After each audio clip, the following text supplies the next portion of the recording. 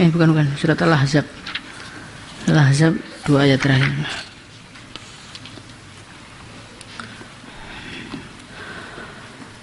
Allahumma salli wa sallim ala sayyidina Muhammad wa ala ali sayyidina Muhammad fi kulli lamhatin wa nafasin bi'adadi kulli ma'lamin lak.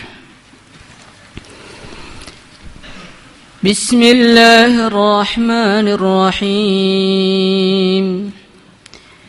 Inna 'aradna al-amanata 'ala as-samawati wal-ardi wal-jibal فأبين أن يحملنها وأشفقن منها وحملها الإنسان إنه كان ظلوما جهولا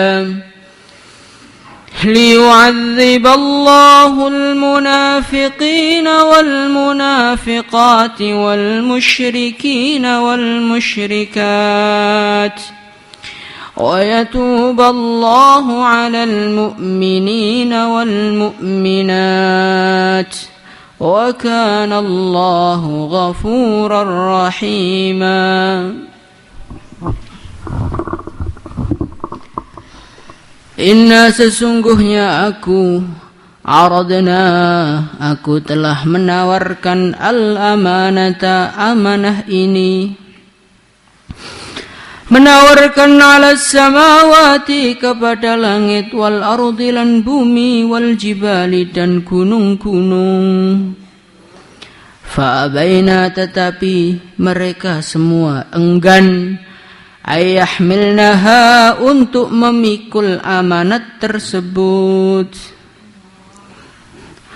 Wa ashfaqna dan mereka ketakutan minha dari memikul amanat tersebut. Wa hamalaha dan memikulnya al-insanu manusia.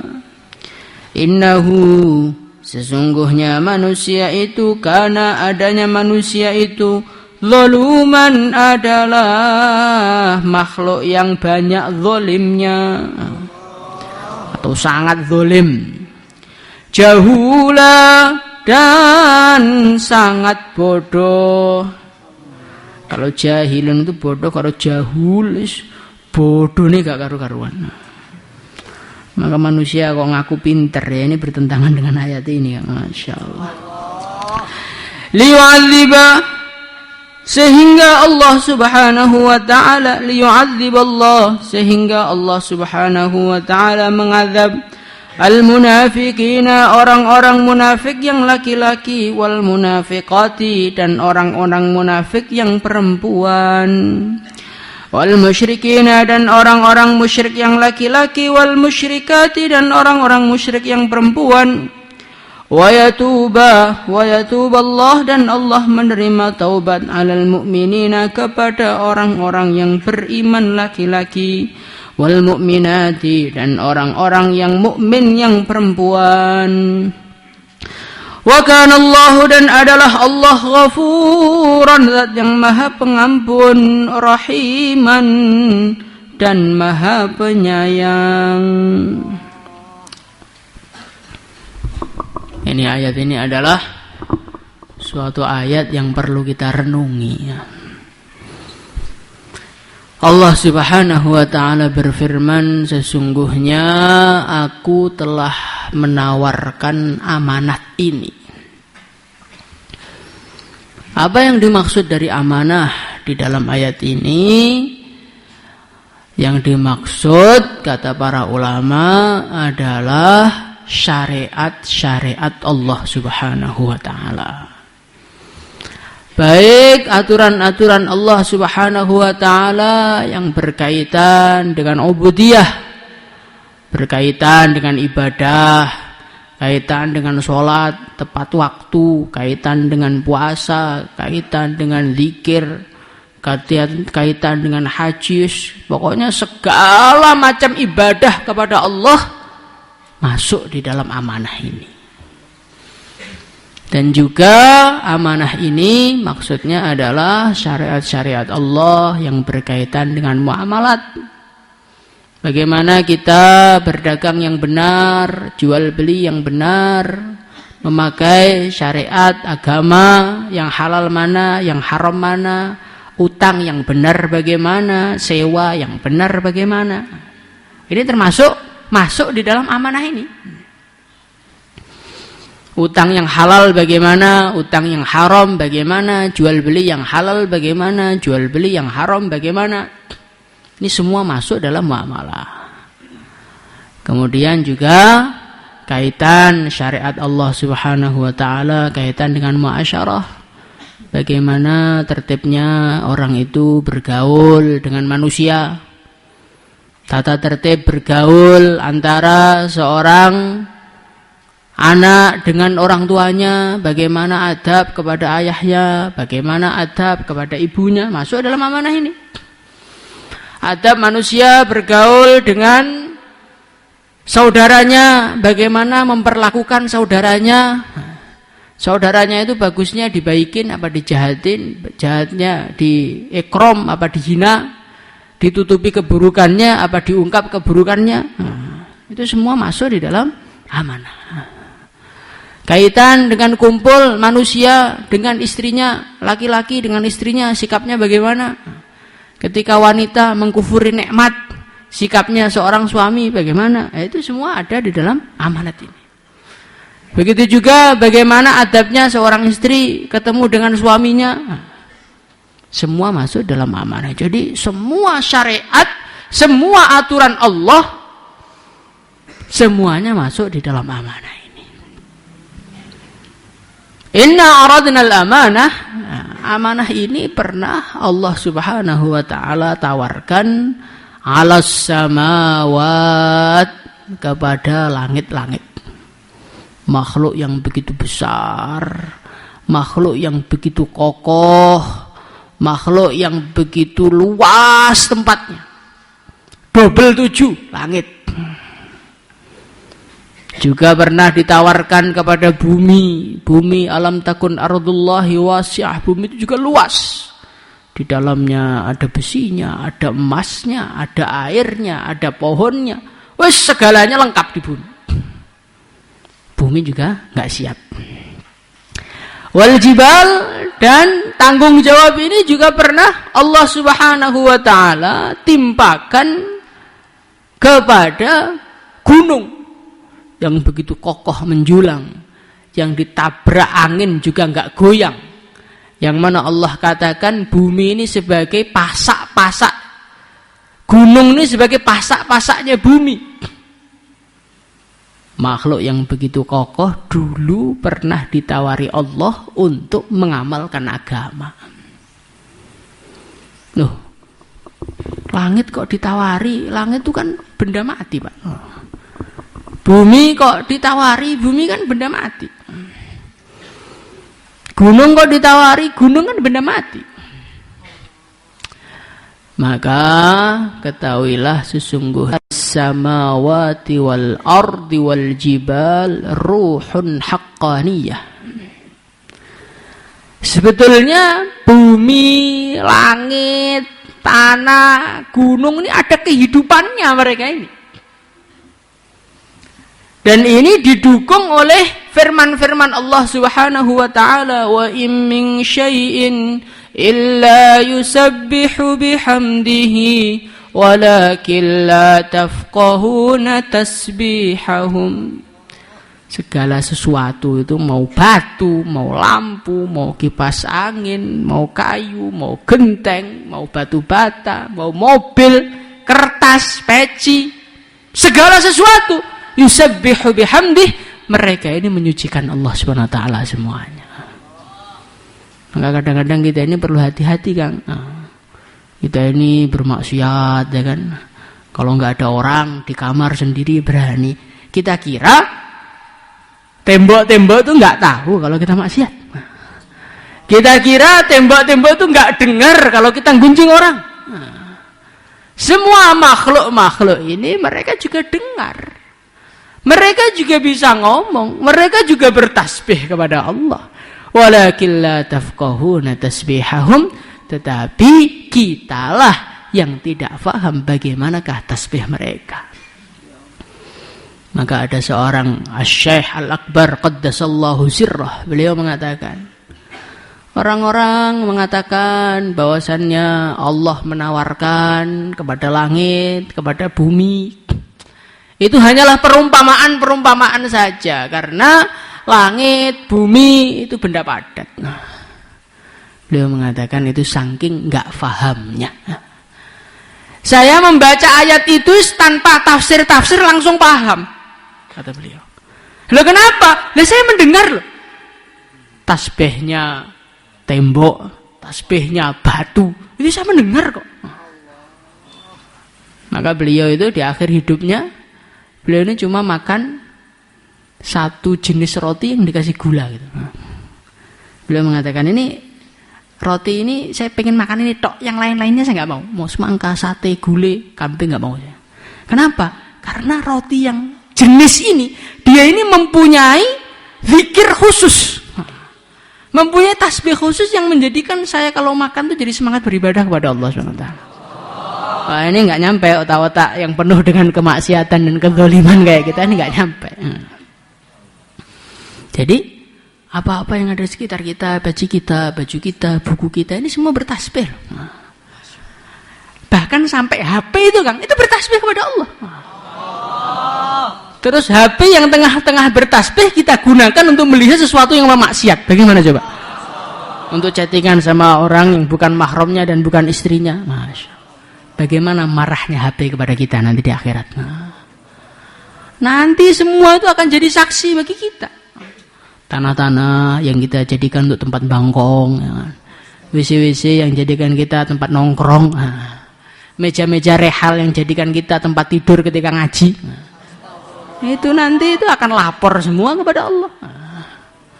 Bagaimana coba?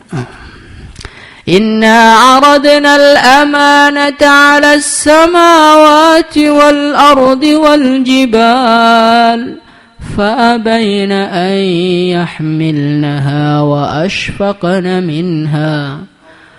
Tetapi ketika mereka dengan kokohnya, dengan hebatnya, dengan kekuatannya, dengan besarnya, dengan luasnya, ternyata suruh bawa syariat agama ini gak siap. فَأَبَيْنَ أَنْ يَحْمِلْنَهَا. Mereka mengatakan kepada Allah, ya Allah, kami gak mampu ya Allah. Kami nggak usah dikasih pahala, nggak apa-apa, nggak usah dikasih, nggak usah disiksa, nggak apa-apa. Yang penting pokoknya jangan dibebani agama. Nggak siap kita. Wa asfaqna minha, mereka ketakutan di dalam membawa agama ini.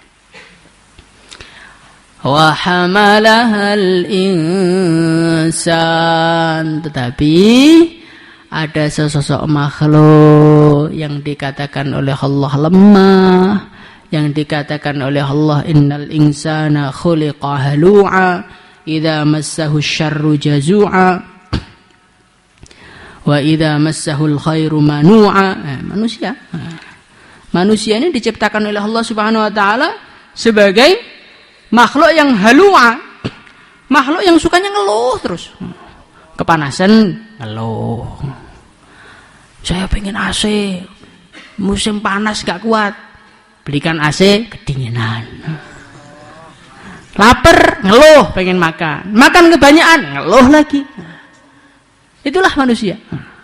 Jadi jomblo, ngeluh. Sumpah masa hidup sendirian kesana kemari, nggak ada yang memperhatikan, nggak ada yang nyari.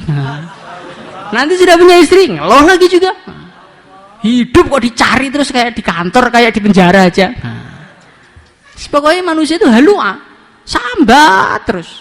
Jadi orang kaya yang ngeluh kebanyakan duit ngitungnya bingung.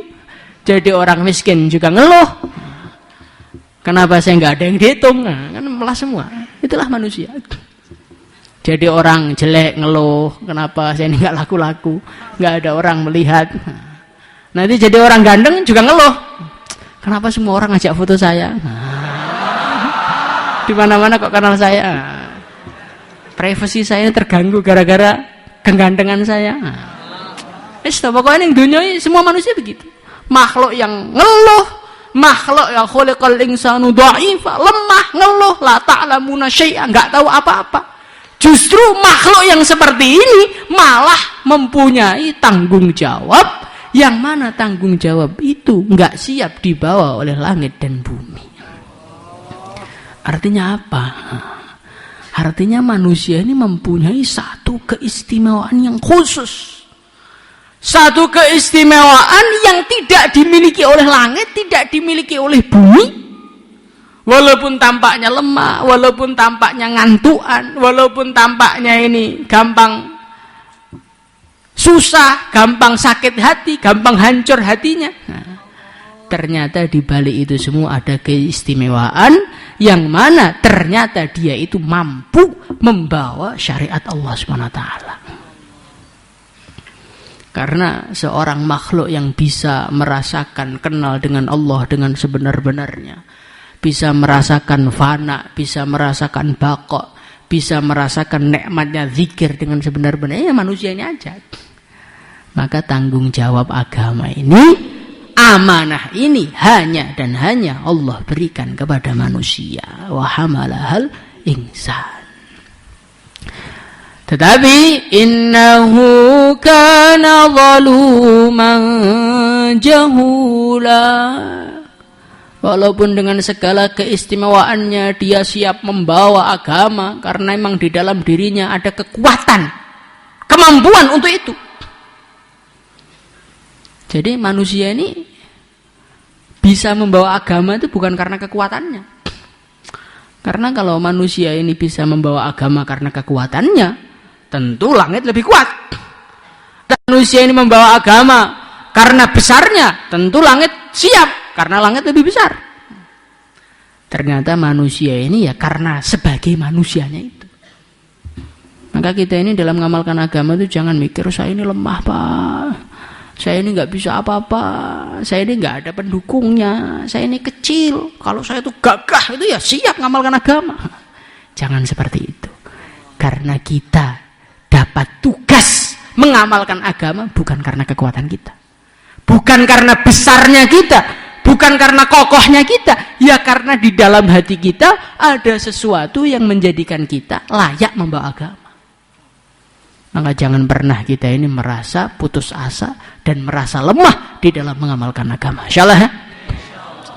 Saya ini kurus, kering, ngomong nggak ada dengerin, nggak bisa Pak saya ngamalkan agama. Oh enggak, bukan nggak bisa, nggak mau. Kalau mau bisa. Kalau mau bisa, karena agama ini sudah Allah setting bisa diamalkan oleh semua manusia. Mau manusia kurus juga bisa mengamalkan agama, yang gemuk juga bisa, yang ganteng juga bisa, yang jelek juga bisa, yang tinggi juga bisa, yang pendek juga bisa. Jadi agama itu bisa dilakukan siapa saja. Oh saya pendek Pak, nggak bisa mengamalkan agama. Oh, nggak ada aturan sholat itu hanya boleh untuk orang yang tingginya 2 meter, nggak ada. Saya ini terlalu tinggi Pak, nggak bisa sholat. Enggak ada aturan. Orang sholat itu hanya boleh yang tingginya 1 meter, nggak ada. Jadi jangan kita jadikan diri kita sebagai alasan untuk tidak mengamalkan agama. Karena kita ini sudah dipilih untuk membawa beban ini. Maka mau tidak mau, ya harus kita jaga tanggung jawab ini. Insyaallah ya. Kemudian Allah mengatakan innahu kana zaluman jahula. Sesungguhnya manusia ini zaluma, banyak zalimnya, jahula, banyak bodohnya. Dia mampu memegang amanah ini, tetapi dia tidak menunaikan amanah. Orang yang tidak menunaikan amanahnya oleh Allah dianggap sebagai zaluma, orang-orang yang zalim. Zalim kepada siapa Pak? Kepada diri dia sendiri. Jadi orang itu kan nggak ngamalkan agama, akhlaknya tidak baik, jual belinya tidak benar, sewanya tidak benar, tutur katanya tidak benar. Ini sebetulnya dia itu zalim. Liman li nafsi. Semua kezaliman yang kita buat ini sebetulnya kezaliman yang kita buat kepada diri kita. Kenapa? Karena dengan kezaliman kita ini menjadikan seretnya, jeleknya, sumpeknya, kacaunya hidup kita di dunia dan nasib kita di akhirat. Kita nggak mau ngaji umpamanya gitu. Sepertinya enak kan? Enak nggak ngaji, santai, bisa tidur, bisa ngelamun, bisa makan-makan. Sebetulnya kita itu menggolimi diri kita sendiri. Kenapa? Karena kita ini mengembalikan diri kita menjadi seperti hewan. Karena orang itu al-awam kal-an'am, orang itu kalau nggak punya ilmu sama sekali, nggak mau ngaji sama sekali, itu kal-an'am kata para ulama, seperti hewan ternak. Plongo. Diajak ngomong agama nggak nyambung, diajak sholat nggak nyambung. Berarti yang rugi siapa? Diri sendiri. Kita tidak baik akhlaknya, kita merendahkan orang lain, kita mencaci orang lain. Akhirnya apa? Justru kita malah dijauhi oleh orang lain. Siapa yang mau kumpul dengan orang yang kata-katanya selalu menjelekkan orang? Siapa yang mau kumpul dengan orang yang setiap dekat kita disakiti terus? Nggak ada yang siap. Maka akhirnya dia hidup sendirian, kelontang-kelantung ke sana. Setiap orang mau dipanggil, lari duluan. Nggak usah dekat-dekat sama dia. Nanti kalau diperkara sama dia, disakiti. Jadi orang yang zalim kepada orang lain, itu sebetulnya zalim kepada diri mereka sendiri. Baru di dunia, belum di akhiratnya. Nanti di akhirat orang yang gunjing diambil pahalanya. Orang yang meremehkan orang, pahalanya diserahkan kepada yang diremehin. Orang yang difitnah, nanti pahalanya diberikan kepada orang yang difitnah. Pokoknya manusia ini kalau berbuat kemaksiatan, sebetulnya jadi zalim kepada diri mereka sendiri. Jahulah mereka zalim kepada diri mereka sendiri gara-gara tidak mengamalkan amanah, tidak mengemban amanah dengan benar. Ditambah lagi, jahulah dia itu nggak tahu kalau tidak mengamalkan amanah ini, tidak mengemban amanah ini merugikan dia. Sehingga akhirnya nggak ngaji masih senyum, nggak wiritan masih tenang, nggak dakwah seakan-akan nggak terjadi apa-apa. Jahulah, nggak tahu risikonya. Itu kayak persis orang dia dikasih makanan, Kang ini ada panggang nih, tapi sudah disirami baygon Kang. Oh baygon, oh, kayaknya tambah enak ini. Maka dia makan baygon dengan lahap, akhirnya mati. Kenapa dia makan dengan lahap? Jahulah, karena dia nggak tahu resikonya makan baygon. Lah begitu juga kita ini masih bisa senyum, ketawa-ketawa, padahal sholatnya belum beres, puasanya belum beres, Qurannya belum beres. Kenapa? Jahulah, karena terlalu sangat-sangat bodohnya. Kemudian yang selanjutnya, liyu'adziballahul munafiqina wal munafiqat wal musyrikina wal musyrikat wa yatuballahu 'alal mu'minina wal mu'minat. Allah Subhanahu wa taala itu memberi beban kepada manusia tadi supaya apa? Supaya orang-orang yang munafik, yang dia enggak mau mengemban amanah ini oleh Allah diazab. Wa yatuballahu 'alal mu'minina wal mu'minat. Dan Allah menerima taubatnya orang-orang yang mengamalkan amanah ini. Loh, Allah menyiksa orang-orang yang enggak mengamalkan. Cocok. Tetapi kenapa setelahnya wa yatuballahu 'alal mu'minina wal mu'minat, dan Allah menerima taubatnya orang-orang yang iman, artinya orang-orang yang mengemban amanah. Kok enggak Allah mengatakan wa yudkhilullahu al mu'minina wal mu'minat al jannah, kok wa yatuballahu itu kenapa? Ini artinya sekuat apapun, sesempurnanya apapun di dalam mengemban amanah ini, sebetulnya di sisi Allah ini kita tetap ada kurangnya saja.